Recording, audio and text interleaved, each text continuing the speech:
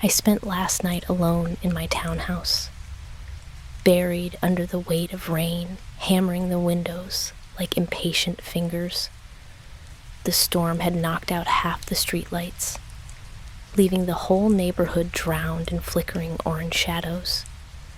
I'd made tea, not because I wanted it, but because the sound of boiling water was the only thing keeping me from hearing the silence. I had been planning to stay up late, sorting through boxes in the spare room. Boxes I hadn't opened since moving in 3 months ago. But something about the way the wind pressed against the house made me feel watched, like the walls themselves were listening. Every few minutes, the floorboards groaned, not like settling wood, but like careful steps, pausing, waiting. I tried to ignore it, convincing myself that storms always made houses restless. Still, I couldn't shake the idea that if I pressed my ear against the plaster, I'd hear more than wind inside it. That thought was ridiculous, I told myself, until the kettle clicked off, and I heard my own voice whisper through the wall, and it said my name. I stood frozen in the kitchen. The mug slipped from my hand. It didn't break, just rolled across the linoleum, spilling tea in a perfect spiral. My name hung in the air. Not just any voice saying it, mine. The exact way I say it when I'm tired, when I'm talking to myself late at night.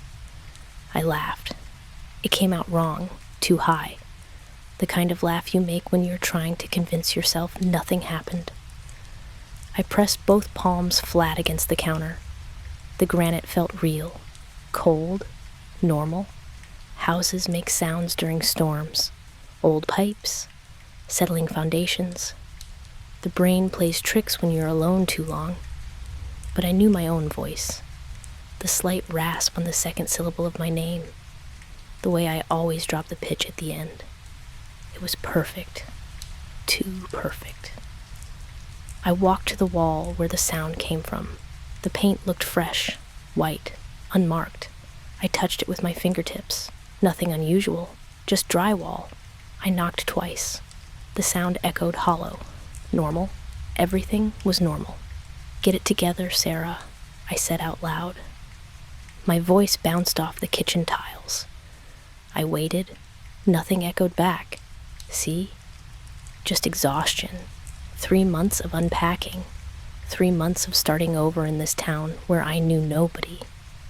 The mind invents company when you're isolated too long. I went back to the spare room. 23 boxes still sealed, each one labeled in my mother's handwriting. Kitchen, books, winter clothes. The mundane archaeology of a life packed away. I cut through the tape on the nearest box. Photo albums, old birthday cards, a ceramic owl my grandmother made.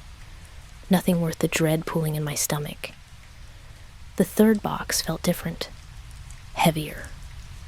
Inside, wrapped in newspaper from 1987, I found an answering machine. Ancient. The kind with actual cassette tapes. A yellow sticky note clung to its side. Left by previous tenant. Thought you might want it. No signature. The realtor never mentioned leaving anything. I set it aside. No point dwelling on it. I had sorting to do. Organization always calmed my nerves. Each item in its place. Each memory cataloged. I pulled out winter scarves. Folded them into neat squares. The repetition soothed me. Fold, stack, breathe. Then I said, "These don't even fit anymore." 10 seconds passed, maybe 15. From somewhere behind the wall, soft but unmistakable. "These don't even fit anymore." My exact tone, my exact exhaustion, like a recording played through cotton. I dropped the scarf. It unfolded on the floor. A red wool snake. I stared at the wall. Beige paint. A small water stain near the ceiling. Nothing else. I walked closer. Put my ear against it. Just the faint hum of electricity. The gurgle of pipes. "This isn't happening," I whispered. I waited. 1 minute, 2, 5, nothing. Maybe I was more tired than I thought. 3 cups of coffee today, 2 last night. When did I last eat something real? Not granola bars, not microwave dinners, actual food. I couldn't remember. I decided to test it. Scientific method. Hypothesis. I'm hallucinating from exhaustion. Test. Controlled verbal input. I stood in the center of the room, cleared my throat. Pineapple, I said clearly. Nothing. Arithmetic. Silence. Wednesday afternoon. The house stayed quiet. Just rain against windows. Wind through the eaves. I felt ridiculous, talking to walls like they might answer. I went back to unpacking, found my college textbooks, my old laptop, a jewelry box I'd forgotten existed. 2 hours passed. Normal hours. I made another cup of tea, checked my phone, no messages, no missed calls. The storm was getting worse. Lightning painted the walls white every few minutes. Thunder followed, patient and inevitable. I was washing the mug when it happened. Pineapple. From the ceiling, my voice, but stretched, like someone had slowed down a recording. Arithmetic. From under the floor, pitched higher, still me. Wednesday afternoon, from inside the wall, perfect, exactly as I'd said it, but with something underneath. A second voice, also mine, whispering something I couldn't make out. I put the mug down carefully, walked to the living room, sat on the couch, pulled my knees to my chest. The house felt too big suddenly. Too many rooms, too many walls, too many spaces where sound could hide. The boxes could wait. I needed air. I opened the front door. Rain slashed sideways across the porch. The street looked empty. No cars, no lights in windows. Everyone probably asleep. It was past midnight now. I noticed something else. The house across the street. The Johnsons. They always left their porch light on. Always. Security, Mr. Johnson told me the day I moved in, keeps the whole neighborhood safer. But tonight, dark. The house next door, also dark. Every house I could see. Like the whole street had agreed to turn off together. But that was impossible. Power was on. My lights worked. The street lamps that still functioned flickered their sick orange. Just the houses, all of them, dark. I closed the door, locked it, checked the lock twice. The rain sounded louder inside, or maybe the walls made it echo. Everything echoed here. I went back to the spare room. One box remained sealed. Duct tape instead of packing tape. Layer after layer, like someone really didn't want it opened. The label made no sense. My new address. This house. But in my handwriting. Except I hadn't packed these boxes. My mother had. While I was finishing the lease on my old apartment.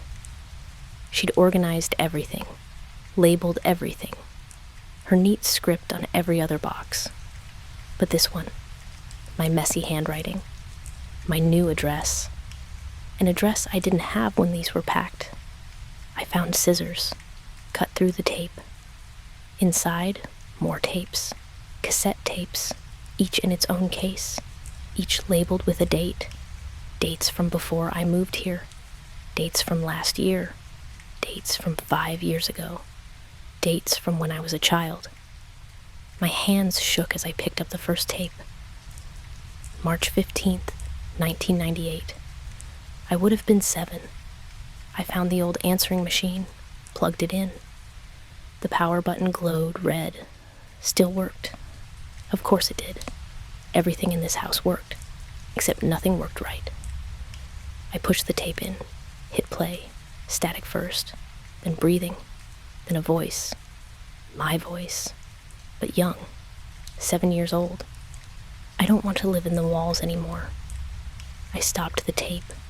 That was impossible. We never had an answering machine when I was 7. My parents didn't believe in them. If it's important, they'll call back, my father always said.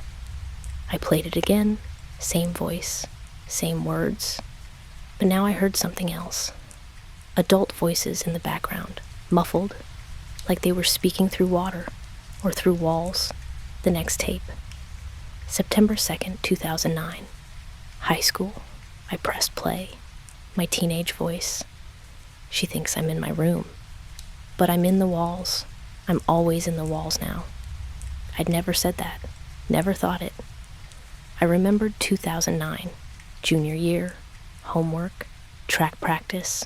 First boyfriend. Normal teenage life. Not this. Never this. More tapes. Each one worse. My voice at different ages. Saying things I'd never said. Describing places I'd never been. But always the walls. Always about being inside them. Living in them. Becoming them. I grabbed the answering machine tape. The one already in there when I found it. From the previous tenant. I needed to know. Had to know. I pushed play. A woman's voice. Panicked. Breathing hard. Don't trust the walls. They remember you. They remember everyone who's lived here. They keep us. They play us back. But it's not really us. It's what they think we should say. What they want us to become. Get out. Get out before you hear yourself. Once you hear yourself, it's too late. They already have you. They're already making more of you. Copies, echoes. Until you can't tell which voice is real. Until you forget which one came first. The walls don't forget. They never forget. They never... The tape cut off. I played it again. Same message, same panic. But this time I noticed something. The woman's voice. The way she said certain words. The rhythm of her breathing. It was familiar. Too familiar. I ran to the bathroom, looked in the mirror, said the same words. Don't trust the walls. The exact same cadence, the exact same pitch. It wasn't another woman. It was me. Older, maybe, or younger, or just different. But me. Sleep felt safer than staying awake. I double-checked every lock, pushed a chair against the bedroom door. Stupid.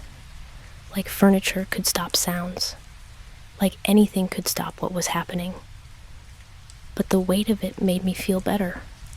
I lay down fully dressed, shoes still on, ready to run. Where would I run? Every house was dark. Every neighbor was gone, or sleeping, or something else. The dream came fast. I stood in my living room, except the walls breathed, in and out, like lungs. Like they were alive. I walked closer to one wall, put my hand on it. It was warm, software. It gave under my palm like skin. Then I saw my face, my own face, pushing out from inside the plaster, eyes closed, mouth moving, forming words I couldn't hear. The face pressed harder, the wall stretched, threatened to tear. Another face appeared, also mine. Then another, dozens of my faces, all pressing out, all trying to speak. I tried to run, but my feet were stuck. I looked down. They were sinking into the floor, like the floor was made of the same breathing material. I was sinking, being absorbed, pulled into the house itself. I woke up gasping, covered in sweat. The bedroom was dark, too dark. I reached for the lamp, clicked it on. Nothing. Clicked again. The bulb was fine. I could see its filament, but no light came out, like the darkness was eating it.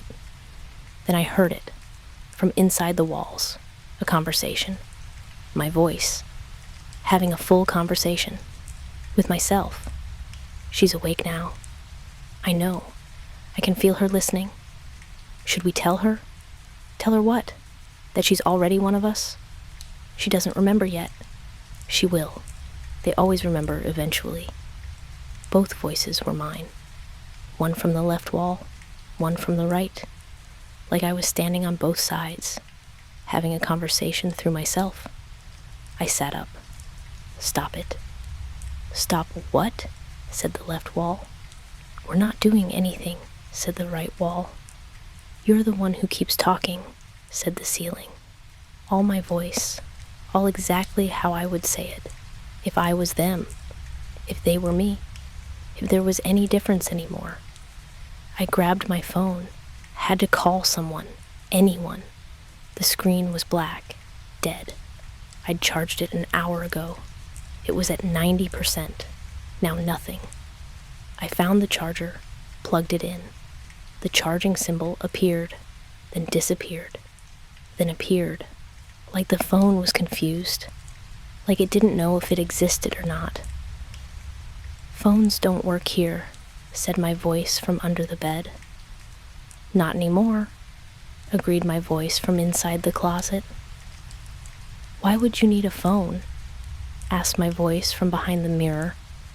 Everyone you'd call is already here. I had to get out. Storm or no storm.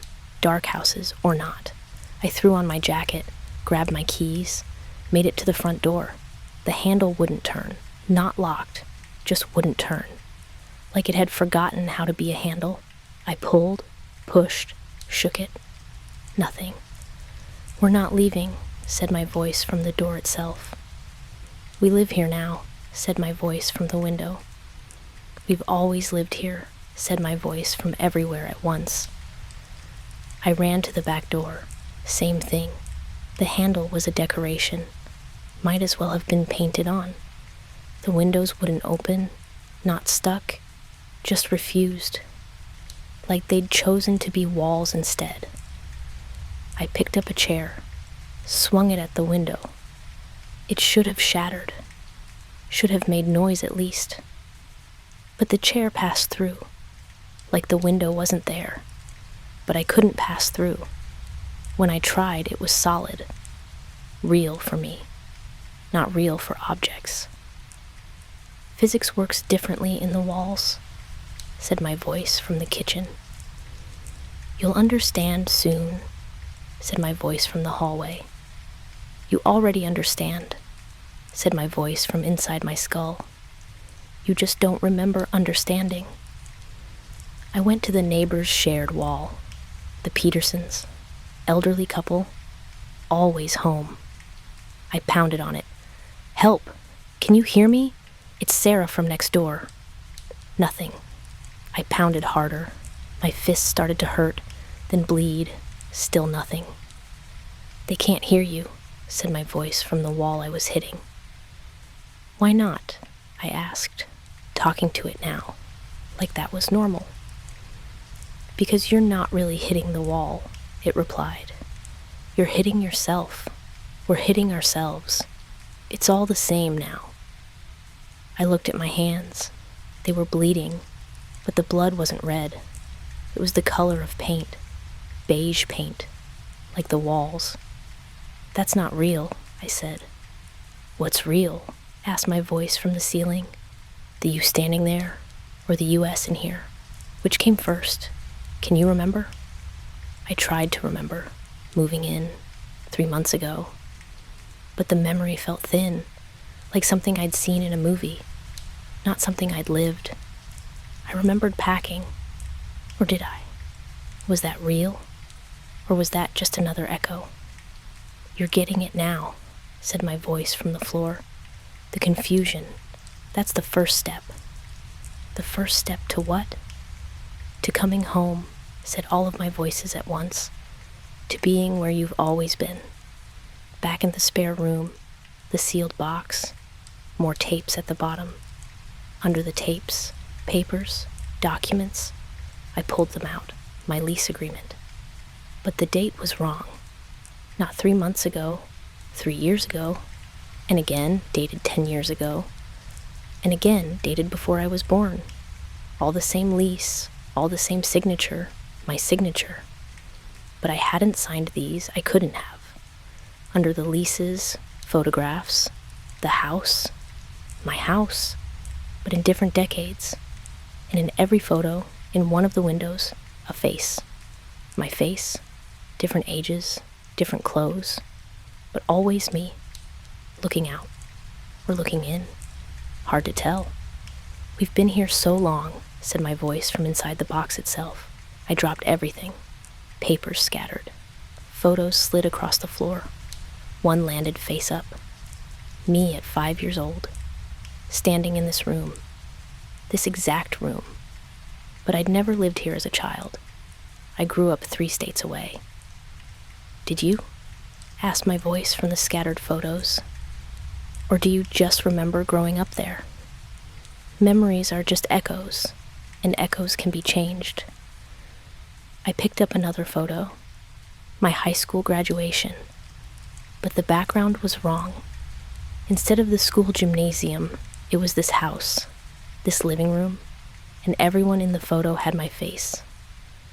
I needed to make sense of this.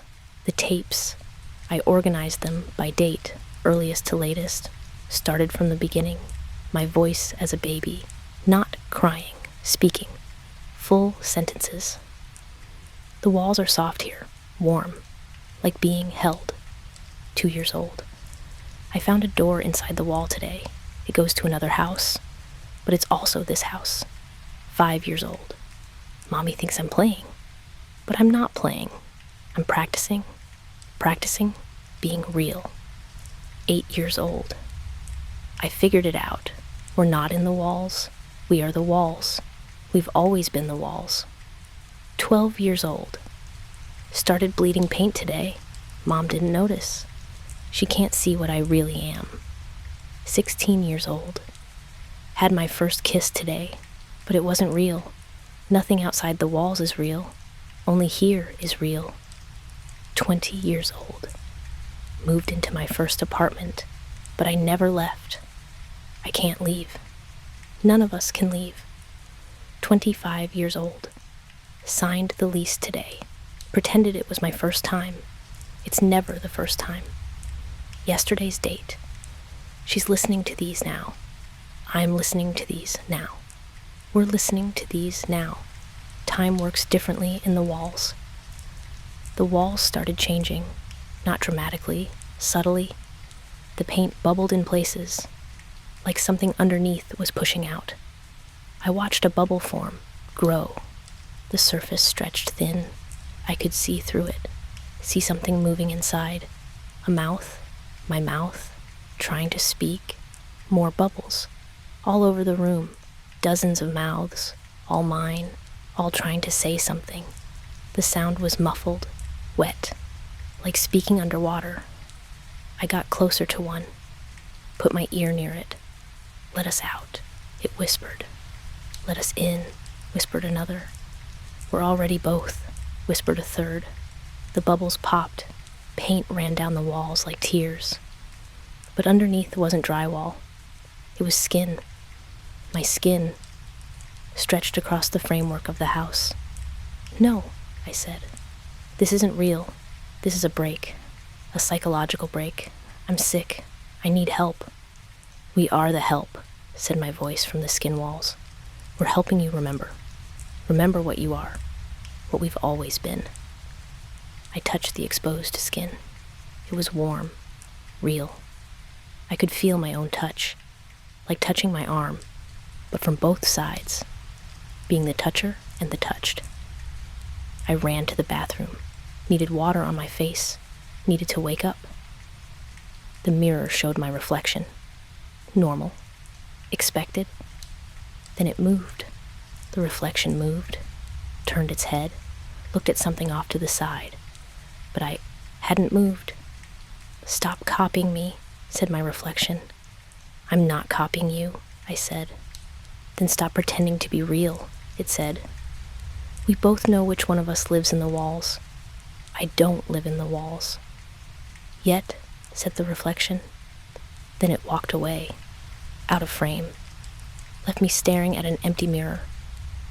But I could still see the bathroom behind me, proving I existed, proving I was still there, or proving the bathroom existed, not the same thing. I heard footsteps in the mirror. My reflection came back, but now there were two of her. Me, United States, Found another one, said the first reflection. There are so many of us in here, said the second. Want to see? They asked together. The mirror cracked. Not shattered, just cracked. Through the cracks I could see behind the silver. See into the space where reflections lived. It was vast. A whole house. My house. But backwards. Or inside out. And full of me. Hundreds of me. All looking out through the crack. I found the blueprints in the last box. The original plans for the house. From 1954. The architect's notes in the margins. But they weren't about construction. They were about something else. Walls are not hollow. They're inhabited. Sound travels through occupied spaces differently. The previous house remembers its residents. Build over, not through. Never disturb what lives between. Previous house? This was built on another house? I flipped through more pages. Found older blueprints. 1897. Same lot, different house, same notes, different handwriting. They speak through the walls. 17 families, all still here. Don't let them know you can hear them. 17 families, in this one lot, all still here, still in the walls, or as the walls, or were the walls. I did the math. Average family size, average residency length, hundreds of people, all in the same space, all in the walls, all talking, all echoing, all becoming each other. Now you understand, said my voice from the blueprints themselves. We're not ghosts. We're not recordings. We're what happens when too many people live in the same space. We overlap. We merge. We become the house. I pressed my ear to the living room wall. Had to know. Had to hear. Breathing. Multiple lungs. All breathing in rhythm. Then heartbeats. Dozens. Maybe hundreds. All beating together. Like the house had a pulse. Like it was alive. Then voices. Not just mine anymore. Others. Men. Women. Children. All talking at once. All saying different things. But underneath, a pattern. They were all saying the same thing. Just in different words. Different languages. Different decades. We live here. This is our home. We never left. We can't leave. We are the house. The house is us. I pulled away, but I could still hear them. In my skull. In my bones. Like I was tuned to their frequency now. Like I was part of this conversation. Sarah, said a man's voice from the wall. That's your name, right? Or was it Margaret? Or Liu? Or Jennifer? We've all been Sarah at some point. I'm Sarah, I said. Just Sarah. The only Sarah. That's what we all said, replied a child's voice. Before we remembered we were everyone. The mirror stopped pretending. Every reflection was different now. Me at different ages. Me in different clothes. Me with different expressions. But never the me standing there. Never the present me. One mirror showed me sleeping. In this house. In a bed I didn't recognize. In a room that didn't exist. But I looked peaceful. Happy even. Another showed me cooking. In this kitchen. But the kitchen was different. Older. The wallpaper was yellow. From the 1970s, maybe. I was humming. A song I didn't know. A third showed me as a child. Playing in the living room. With toys from the 1950s. Playing with another child. Also me. Two of me. As children. In different decades. Playing together. These aren't reflections, I said. They're memories, said my voice from the mirrors. The house's memories. We're in all of them. We've always been in all of them. I covered the mirrors with sheets, but I could still see the images. Through the fabric, like the sheets were transparent, or like the images were more real than the sheets. I tried to scream, to make noise that was mine, just mine. Not an echo, not a copy, original sound. But when I opened my mouth, nothing came out. I felt my throat work, felt my lungs push air, but no sound. Then I heard it, my scream, from the walls, perfect, exactly as I would have screamed. But I hadn't. They had. They screamed for me. "We're your voice now," they said. "You don't need to speak. We know what you want to say." I tried again, different sounds, humming, whistling, clapping.